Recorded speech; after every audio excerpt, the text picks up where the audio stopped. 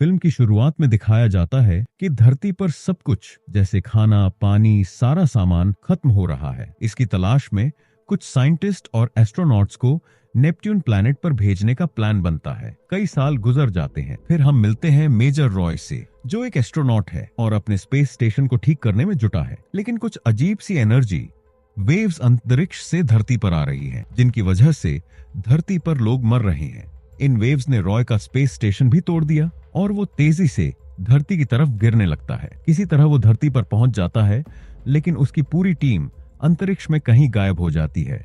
शायद सब मर जाते हैं। रॉय अकेला बचता है, पर उसका दिल जैसे सूना हो गया है। ना खुशी का एहसास, ना दुख का। वो अंदर से खाली सा है, जैसे जिंदगी में कुछ बचा ही ना हो। इसीलिए उसकी बीवी ने भी उसे छोड़ दिया। रॉय पहले ऐसा नहीं था, लेकिन जिंदगी के बड़े बड़े सदमों ने उसे इस कदर तोड़ दिया कि वो बस एक खोल बनकर रह गया। रॉय का दिल अपने पापा से बहुत जुड़ा था। उसके पापा दुनिया के मशहूर एस्ट्रोनॉट थे, जिन्हें कई साल पहले नेपट्यून पर एक मिशन के लिए भेजा गया था। ये वही लिमा प्रोजेक्ट था जिसकी बात फिल्म की शुरुआत में होती है। नासा का उनके साथ कांटेक्ट था। वो वहां की खबरें, अपनी रिसर्च धरती पर भेजते थे। रॉय को अपने पापा की हर बात याद थी, उनकी वो हंसी, वो गर्व भरी बातें। लेकिन अचानक कुछ साल बाद उनका कांटेक्ट टूट गया। नासा ने बहुत कोशिश की, पर जब उनका स्पेस स्टेशन नहीं मिला तो रॉय के पापा और उनकी पूरी टीम को मरा हुआ बता दिया। उस दिन रॉय का दिल जैसे टूट सा गया। उसकी दुनिया में जैसे रंग ही खत्म हो गए। अब रॉय को उसके हेडक्वार्टर बुलाया जाता है। उसे बताया जाता है कि जो वेव्स उसके स्पेस स्टेशन को तोड़ रही थीं, वो नेपट्यून से आ रही हैं, ठीक उसी जगह से जहां उसके पापा गए थे। नासा वालों को लगता है कि ये वेव्स उनके स्पेस स्टेशन से बन रही हैं, और ऐसा अपने आप नहीं हो सकता। उन्हें शक है कि रॉय के पापा जिंदा हैं और कोई एक्सपेरिमेंट कर रहे हैं, जिसकी वजह से ये तबाही हो रही है। ये सुनकर रॉय का दिल धड़कने लगता है। क्या उसके पापा सचमुच जिंदा हैं? वो कहते हैं कि उन्होंने रॉय के पापा से कांटेक्ट करने की बहुत कोशिश की, पर कोई जवाब नहीं मिला। इस खतरे को रोकने के लिए एक मिशन बनता है, जिसमें रॉय और उसके पापा का एक पुराना दोस्त जाता है। रॉय का दिल जोश और डर से भरा है। उनका रॉकेट धरती से उड़ता है और वो सबसे पहले चांद पर पहुंचते हैं।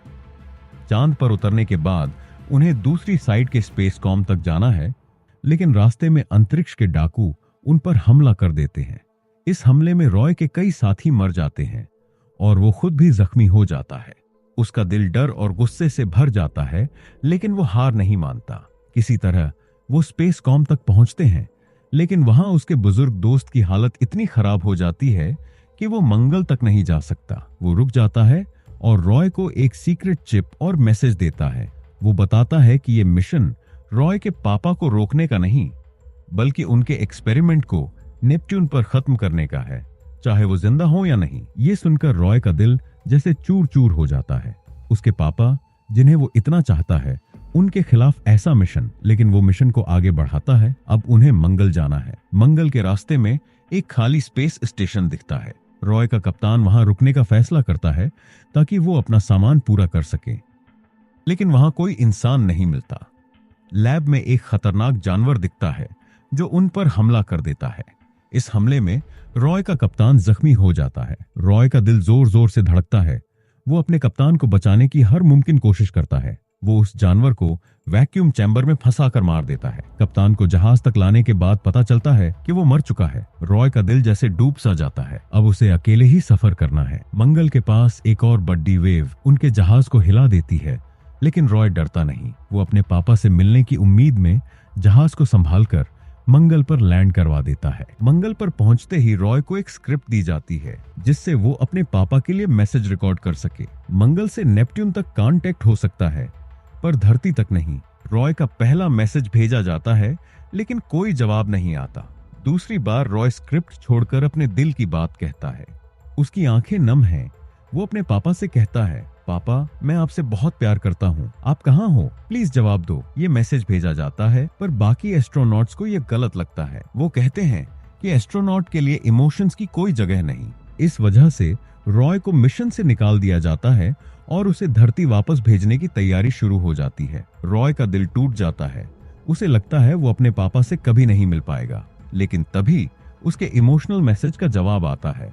उसके पापा का। रॉय उनकी आवाज सुनना चाहता है पर उसे मौका नहीं मिलता। उसका दिल बेकरार हो उठता है। यहाँ रॉय की मुलाकात मंगल के स्पेस स्टेशन की डायरेक्टर से होती है। वो पूछती है, तुझे उन वेव्स के बारे में पता है जो हमारे स्टेशन और धरती को तबाह कर रही हैं? तेरे पापा के साथ क्या हुआ जानता है? रॉय चुप रहता है। उसका दिल भारी है। डायरेक्टर उसे एक पुराना वीडियो दिखाती है जिसमें रॉय के पापा बता रहे हैं कि उन्हें नेपट्यून पर एक बड़े प्रोजेक्ट के लिए भेजा गया था। उनकी रिसर्च अच्छी चल रही थी पर उनके साथी अकेलेपन से टूट गए। वो धरती वापस जाना चाहते थे लेकिन रॉय के पापा जो कप्तान थे नहीं चाहते थे।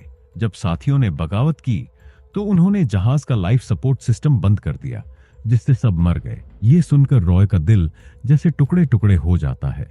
उसके पापा जिन्हें वो अपनी जिंदगी से भी ज्यादा चाहता था वो कातिल निकले। डायरेक्टर बताती है कि उसके मम्मी पापा भी उस टीम में थे। वो मंगल पर आए जहां डायरेक्टर पैदा हुई।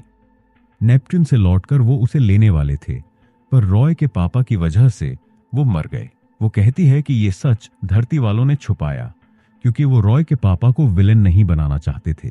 नासा को उनकी रिसर्च चाहिए थी। उनके एक्सपेरिमेंट की वजह से ही ये वेव्स बन रही हैं जो मंगल और धरती को बर्बाद कर रही हैं। डायरेक्टर बताती है कि रॉय को इसलिए बुलाया गया ताकि वो अपने पापा से कांटेक्ट कर सके और उनकी जगह ढूंढी जा सके। वो उनकी लोकेशन जान चुके हैं और अब उसी जहाज से 5 लोग नेपट्यून जा रहे हैं ताकि लिमा प्रोजेक्ट को खत्म कर सकें। रॉय का दिल कहता है कि उसे अपने पापा से मिलना है चाहे कुछ भी हो जाए। वो डायरेक्टर से मदद मांगता है।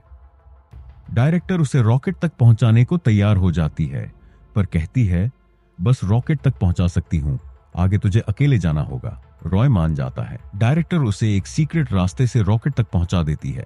लॉन्चिंग से ठीक पहले रॉय जहाज का दरवाजा खोलकर अंदर घुसने की कोशिश करता है। इससे अलार्म बजने लगते हैं। क्रू वाले उसे बेहोश करना चाहते हैं पर इस हड़बड़ी में जहाज का दरवाजा खुला रह जाता है। प्रेशर कम होने से ऑक्सीजन खत्म होने लगता है और क्रू वाले मरने लगते हैं। रॉय अपने स्पेस सूट की वजह से बच जाता है।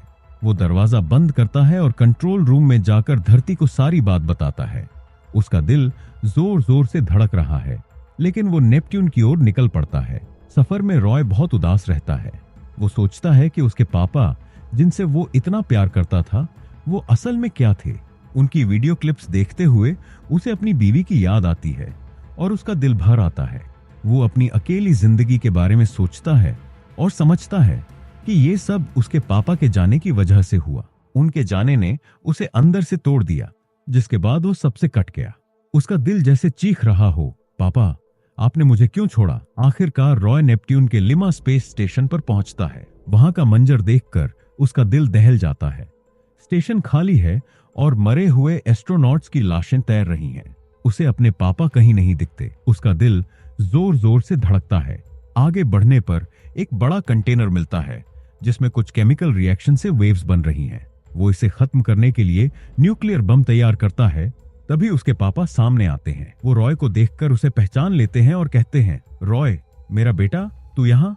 इतने साल बाद अपने पापा को देखकर रॉय की आंखें भर आती हैं। उसका दिल चाहता है कि वो दौड़कर उन्हें गले लगा ले। वो पूछ लेता है, पापा आप ठीक तो हैं? पापा कहते हैं, बेटा मैं थक गया हूँ, सालों से इन वेव्स को रोकने की कोशिश कर रहा हूँ। रॉय चौंक जाता है क्योंकि उसे बताया गया था कि उसके पापा जानबूझकर ये वेव्स बना रहे हैं। वो सच पूछता है। पापा बताते हैं कि जब उनके साथी यहाँ से जाना चाहते थे तो जहाज में एक एंटी मैटर था जिसने दूसरी एनर्जी को खींचना शुरू किया। इससे ये खतरनाक वेव्स बनी। इसकी वजह से उनकी पूरी टीम मर गई पर वो बच गए और तब से इन्हें रोकने की कोशिश कर रहे हैं। रॉय का दिल भर आता है। वो कहता है, पापा आप फिक्र न करें, मैं सब ठीक कर दूंगा, हम दोनों धरती वापस जाएंगे। लेकिन पापा मना कर देते हैं। वो कहते हैं, रॉय धरती मेरी दुनिया कभी थी ही नहीं। मेरा सपना तो अंतरिक्ष में रहना था, इसकी खोज करना था। मैंने तेरी मम्मी तुझे सबको इसलिए छोड़ा, मैं तुझसे दूरी इसलिए रखता था क्योंकि अगर मैं तुझसे प्यार करने लगता तो यहां नहीं रह पाता। ये सुनकर रॉय का दिल जैसे टूट सा जाता है। उसकी आंखों से आंसू छलक पड़ते हैं। वो कहता है, पापा आप नहीं, पर मैं आपसे बहुत प्यार करता हूं, मैं आपको धरती ले जाऊंगा। वो बम लोड करता है ताकि एंटी मैटर को खत्म कर सके और अपने पापा को ले जा सके। वो उन्हें स्पेस सूट पहनाता है और स्टेशन से बाहर निकलने की तैयारी करता है। लेकिन पापा कहते हैं, नहीं रॉय, मुझे धरती नहीं जाना, मुझे यहीं छोड़ दे, ये मेरी दुनिया है, मुझे माफ कर दे बेटा, मैं तुझे वो प्यार नहीं दे पाया जो तेरा हक था। ये कहकर वो रॉय का हाथ छुड़ा लेते हैं। रॉय का दिल चीख उठता है, लेकिन वो आखिरी बार अपने पापा को अलविदा कहकर उनकी रस्सी छोड़ देता है। उसकी आंखों से आंसू बह रहे हैं, पर वो चुपचाप खड़ा है। रॉय अपने थ्रस्टर से जहाज तक पहुंचता है। वो देखता है कि उसके पापा नेपट्यून के ऑन ऑर्बिट में चले गए हैं। आखिरी बार उन्हें देखकर उसका दिल भारी हो जाता है। वो जहाज स्टार्ट करता है, लेकिन तभी उसे पता चलता है कि ईंधन इतना कम है कि वो धरती तक नहीं पहुंच सकता। उसका दिल डूबने लगता है। उसे लगता है कि वो भी अपने पापा की तरह अंतरिक्ष में रह जाएगा। तभी वो बम फटता है जो उसने लगाया था। इस धमाके से निकली वेव उसके जहाज को धरती की ओर धकेल देती है। इस धक्के से उसका ईंधन बच जाता है और वो आसानी से धरती तक पहुंच सकता है। सफर में रॉय अपने पापा के पेपर्स पढ़ता है। उनमें लिखा है कि इंसान ही इस दुनिया का सबसे समझदार जीव है। धरती का सामान कोई दूसरा प्लेनेट या एलियन नहीं, बल्कि इंसान खुद अपनी मेहनत से बढ़ा सकता है। ये पढ़कर रॉय की आंखें फिर नम हो जाती हैं।